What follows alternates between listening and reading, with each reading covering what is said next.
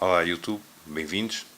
Neste vídeo gostava de mostrar alguns dos livros que eu tenho de uma coleção que surgiu no início dos anos 90 pela editora Verbo, intitulada Aventuras Fantásticas. Esta coleção tornou-se bastante popular por um conceito completamente novo na altura que tinha aparecido. Enquanto que nos livros normais o leitor acompanha os personagens nas suas aventuras e peripécias, neste tipo de livros o leitor é que é colocado como personagem principal, é ele que vive as aventuras e é ele que faz as escolhas e combates ao longo de toda a aventura. Anos antes tinha também aparecido, cá em Portugal, esta coleção Escolhe a Tua Própria Aventura. Coleção essa que teve bastante sucesso nos Estados Unidos e que por cá, nem tanto. Estes dois livros, embora o conceito base seja o mesmo, que é colocar o leitor então como personagem principal e caber a ele as opções a tomar, o facto de este deixar ou permitir ao jogador escolher, além de escolher o caminho, enfrentar então inimigos e passar por desafios, tornou-se bastante mais apelativo. Então, quero-vos deixar os livros que eu tenho desta coleção. Então temos aqui o primeiro volume, O Feiticeiro da Montanha de Fogo. O conceito do jogo, como já expliquei, é colocar então o jogador, o leitor, como personagem principal. Em cada livro vem um conjunto de regras básicas e específicas para cada aventura. Desde já aviso que, de facto, as regras base são idênticas em todos. Só muda realmente algumas, ou são acrescentadas algumas, conforme um pouco o ambiente. A grande maioria da coleção é passada num medieval fantástico. E o conceito de toda a aventura é, ao fim e ao cabo, um autêntico labirinto. Ou seja, o jogador, conforme vai avançando, vai-se deparando com pequenas escolhas em que tem que decidir o caminho a tomar com o objetivo de chegar ao fim da aventura com êxito. Para tal, o leitor vai lendo pequenos parágrafos com algumas indicações e no fim terá que optar por um determinado caminho ou ação. Assim sendo, chegando a essa parte, decide, escolhe para onde quer ir, vê a página correspondente, vai à página e continua a aventura. Se por caminho aparecerem inimigos ou desafios para serem completados, o jogador terá que os completar com êxito a fim de prosseguir na aventura. Todos os livros trazem este quadro de marcação, ou muito idêntico, em que os jogadores vão colocar aqui os seus pontos de perícia, força e sorte, alguns itens que possam ter logo de início ou que encontrem pelo caminho, e deste lado vão então apontar todos os encontros com os inimigos que vão encontrando pela aventura. Para terem uma ideia, este livro-jogo, para ser jogado, é só necessário o livro, que é o próprio, está tudo completo, 2 dados de 6 faces, normalíssimos, que se encontram em qualquer jogo de tabuleiro, e um lápis, preferencialmente como caixa. Isso para quê? Para que ao longo da aventura possamos apontar então tudo o que vai acontecendo. Na altura, por uma questão de prática, para não se andar sempre para a frente e para trás, para atualizar o quadro, o que nós fazíamos era tirar fotocópias destas 2 páginas, e essas 2 páginas é que eram então utilizadas para apontar todas as situações que nos ocorriam durante a aventura. Mas como veem, bastante simples. 2 dados, um lápis e o livro. Então, começando então pelo número 1, O Feiticeiro da Montanha de Fogo.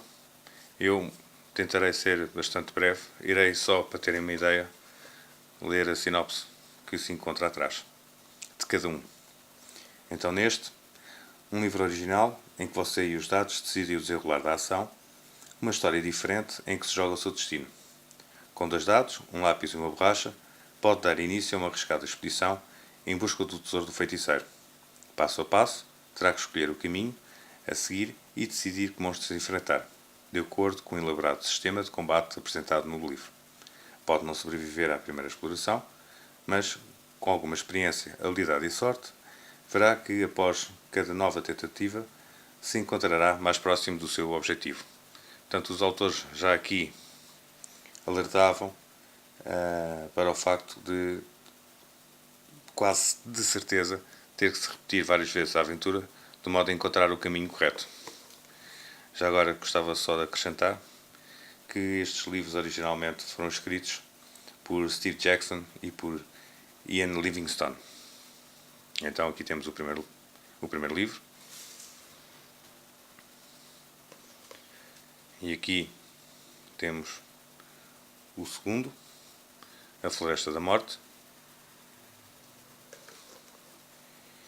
Só os mais destemidos arriscariam desafiar os perigos inesperados da sombria Floresta da Morte para recuperar o lendário martelo que protege Stonebridge de uma terrível maldição. Então aqui temos o segundo.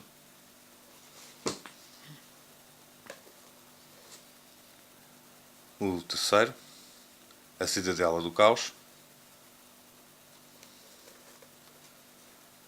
A Cidadela do Caos encerra terríveis perigos. Até os mais temerários recusam a atravessar os seus sinistros portões. Não te podes esquivar, pois a missão que te comprometeste conduz-te ao coração da Cidadela e ao maquiavélico feiticeiro Baltus Dyer. Então, o terceiro. Aqui temos o quarto, A Nave Perdida, como o título indica, já a entrar na ficção científica. Sugada pelo terrível vácuo celtesiano, a nave espacial Traveller emerge num universo desconhecido, do outro lado do buraco negro. O leitor é o comandante desta nave e dele depende a vida de muitos homens e mulheres. Será capaz de encontrar o caminho de volta à Terra? Pronto. Então, aqui temos a nave perdida.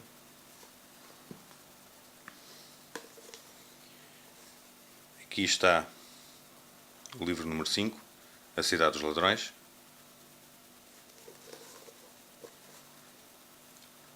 O terror invade a noite quando Zambar Bone faz cair a sua vingança sobre a própria cidade de Silverton. O leitor é um aventureiro para quem os comerciantes se voltam nesta hora de angústia. A sua missão leva-o por ruas escuras e sinuosas, onde ladrões, vagabundos e outras criaturas das trevas espreitam o viajante incauto.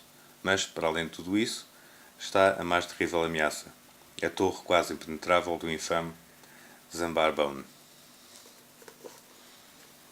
Então aqui está a Cidade dos Ladrões. Aqui temos o sexto livro, A Masmorra Infernal. Já antes do leitor, muitos outros aventureiros ousaram enfrentar o desafio da Masmorra Infernal, entrando no sinuoso labirinto situado atrás da cidade da Garra. Nenhum voltou a ser visto. Chegou agora a sua vez. O labirinto foi projetado pela mente pérfida do barão Skuvik e está recheado de armadilhas diabólicas e horríveis criaturas das trevas que o colocarão à prova quase para além dos limites da sua resistência. Então, a Masmorra Infernal.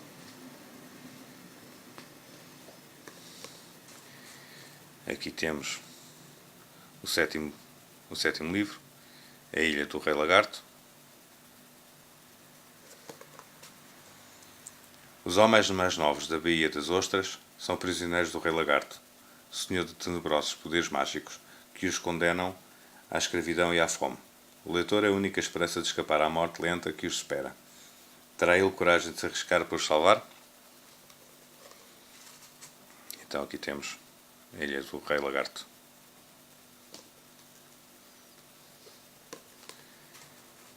E passamos de lagartos para escorpiões. Ora, aqui temos o livro número 8, O Pântano do Escorpião.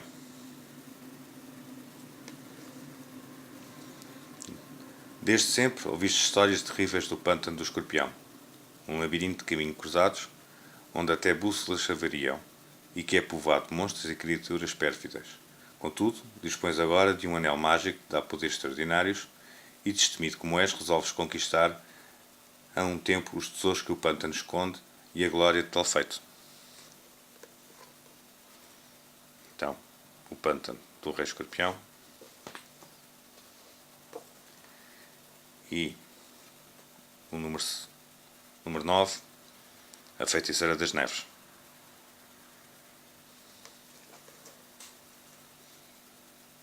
Oculta nas profundezas das cavernas de cristais da montanha gélida, a terrível Feiticeira das Neves urdiu um plano diabólico para provocar uma nova glaciação. Um caçador, que tenta escorrer um dia, morre-te nos braços. As suas últimas palavras são para te suplicar que leves a cabo a sua missão e impedir os intentos da bruxa malvada, matando-a. O tempo já escasseia e tens de decidir. Vais meter ombros à empresa tão ousada? Então, a Feiticeira das Neves